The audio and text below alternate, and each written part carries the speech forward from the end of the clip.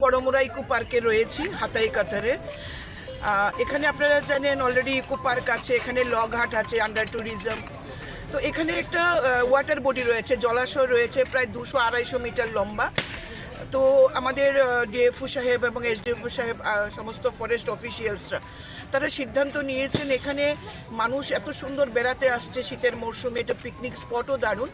তাই ওখানে আজকে ওই ওয়াটার বডিতে দুটো পেডাল বোট আজকে আমরা উদ্বোধন করলাম মানুষের চাহিদাকে, মানুষের আকর্ষণটাকে আকর্ষিত করার জন্য এবং মানুষের চাহিদাকে পূরণ করার জন্য।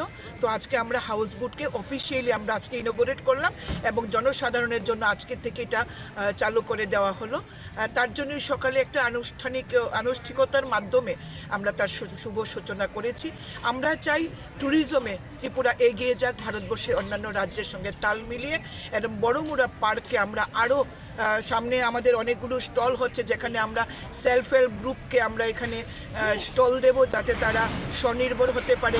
যে এফএমসিগুলোকে আমরা স্ট্রং করছি ফাইন্যান্সিয়ালি, তারা যাতে আগামী দিনে যে এফএমসি সদস্যরা নিজেদের লাইভলিহুডটাকে নিজেরাই রোজগার করতে পারে।